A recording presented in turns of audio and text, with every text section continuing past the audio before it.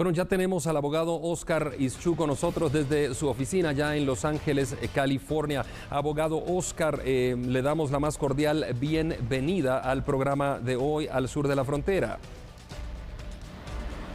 Gracias, Andri. Muchísimas gracias de nuevo por la invitación. Un fuerte abrazo hacia usted y todo el equipo de producción de Al Sur de la Frontera. Y me presento, soy el abogado Oscar Ischú, soy abogado aquí en Estados Unidos, Los Ángeles, California, orgullosamente de padres guatemaltecos, y siempre un placer poder informarles de este medio. Oscar, estamos hablando del camino tan difícil hacia los Estados Unidos, de los desaparecidos, los migrantes que a veces pierden incluso la vida, ¿no? Si hay algún inmigrante perdido, ¿cómo pueden los familiares hacer para localizar a dicha persona, abogado Oscar? ¿Se puede? ¿Hay algún método? Si la migración ya tiene control sobre la persona, o sea, si la migración ya lo agarró, entonces la migración, o sea, el CBP, la CBP, el sistema fronterizo, ya tiene jurisdicción personal sobre la persona.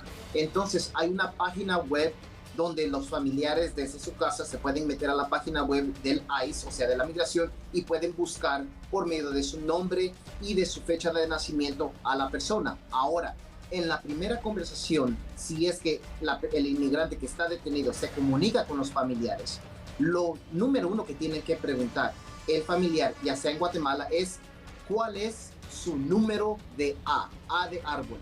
¿Cuál es su número de A?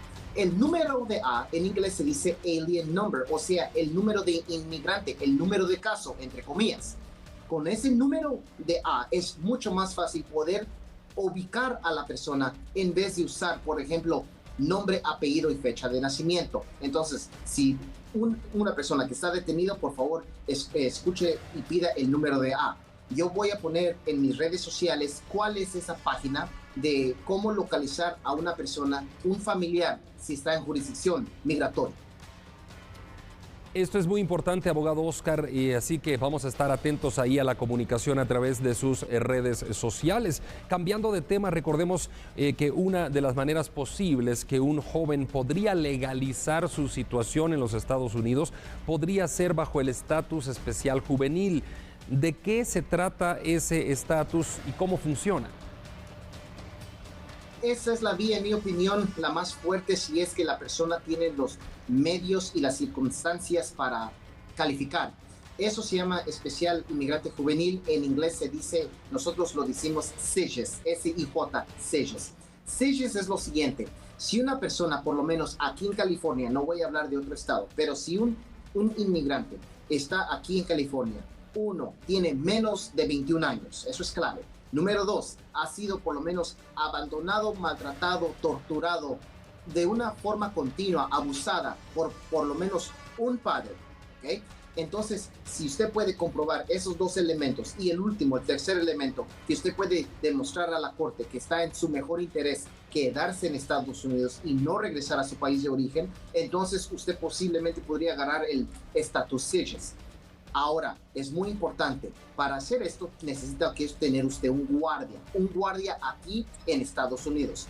No necesariamente tiene que ser un ciudadano, puede ser, por ejemplo, su mamá, pero si su mamá o su papá está en Estados Unidos y ellos están de forma ilegal, también pueden servir como un guardia. Lo que se tiene que hacer es lo siguiente: se contrata a un abogado, el abogado primero va a la corte civil y le dice: señor juez, este es el muchacho que ha sido abandonado, maltratado, torturado por medio continua. Aquí está la evidencia. Esta persona va a ser su guardia. Por favor, necesito una orden de esta corte civil para que acepte que esta persona sea el guardia. Cuando la corte ya acepta esta guardia, o sea, el conservatorship se dice en inglés, entonces ahora se va a la migración y le dice: Migración, la Corte Civil de Estado de California ya nos dio la orden, aquí está, ahora necesitamos que hacer el estatus de especial juvenil. Así funciona. Si una persona, un joven, logra agarrar ese estatus, puede agarrar la residencia permanente. Perfecto, abogado Oscar. Y hablando de la residencia permanente, si alguien ya tenía la residencia permanente, ¿verdad?, pero cometió cuando era joven algún delito, y puede ser que le quiten esa residencia permanente. Esa es la pregunta, si cometió algún delito, y puede ser que lo deporten. Si la respuesta es sí, ¿depende solo de ese delito o depende de algo más que conlleva esta pérdida de la residencia? Definitivamente sí, Andri, sí le pueden quitar la residencia permanente. Rápidamente le voy a explicar qué es una residencia permanente. Una residencia permanente es exactamente eso como suena, que usted ya es un residente permanente legal de Estados Unidos, a un paso de ser un ciudadano de Estados Unidos. Yo tuve una llamada de un caso de un señor, justamente es mi entendimiento que también era guatemalteco. Rápidamente le voy a explicar, es muy triste esta historia. Él vino cuando tenía aproximadamente 5 años. Ok, cuando él tenía 19 años, él traficó droga. Lo agarraron con cocaína específicamente. No sé qué pasó en el transcurso de él.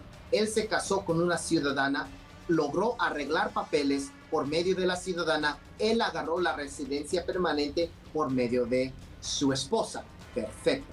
El señor se fue varias veces a México, varias veces a Centroamérica, a Europa, a vacacionar, y siempre entraba a los Estados Unidos porque él tenía una green card, él tenía una residencia permanente.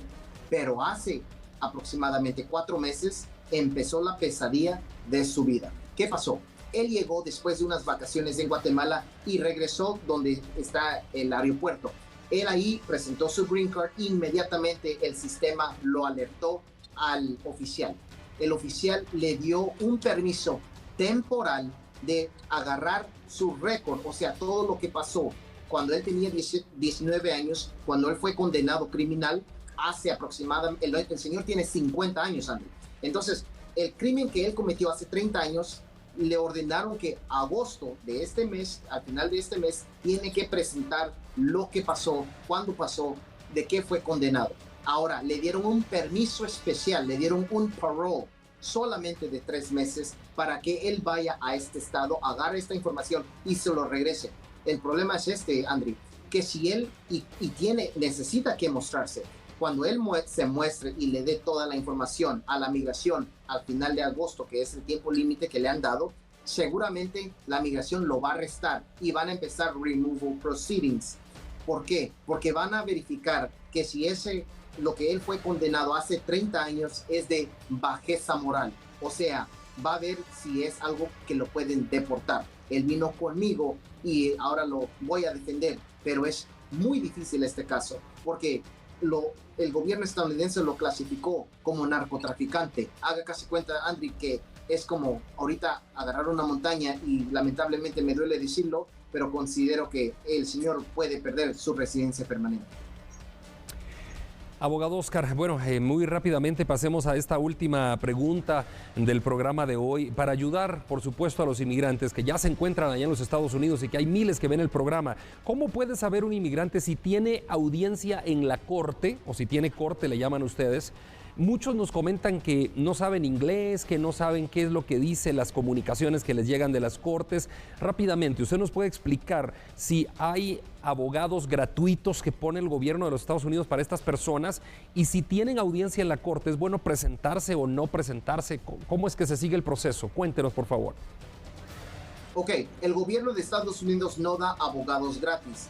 Agencias non-profit, o sea, agencias que no hacen dinero para una ganancia, o sea, servicio a la comunidad, ellos tienen una lista de abogados que se llama pro bono lawyers, que son abogados privados pero gratis o de bajos recursos. El gobierno de Estados Unidos no le va a dar a un inmigrante un abogado pagado por el gobierno. De que hay abogados gratis, definitivamente sí hay. En mis redes sociales, @abogadooscargt, se lo repito, @abogadooscargt, voy a poner el link donde están esos abogados gratis. Usted tiene que llamar, aplicar, y si el abogado gratis le toma su caso, lo puede presentar. Recuerde, no es obligación de un abogado tomar su caso, es discreción del abogado si decide que puede ayudar. Ahora, es muy importante, Andri, que se muestren a la corte. Si no se muestran a la corte, van a perder su caso, van a tener una orden de deportación, 1, penalidad de 10 años, y 2, van a tener una absentia order, que es penalidad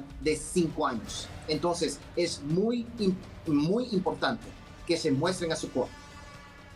Muchas gracias, abogado Oscar, por las respuestas y nos ha quedado claro el panorama. Le agradecemos desde Guatemala hasta su oficina allá en Los Ángeles, California. Por favor, a ustedes, quédense con nosotros. Volvemos en instantes, nada más.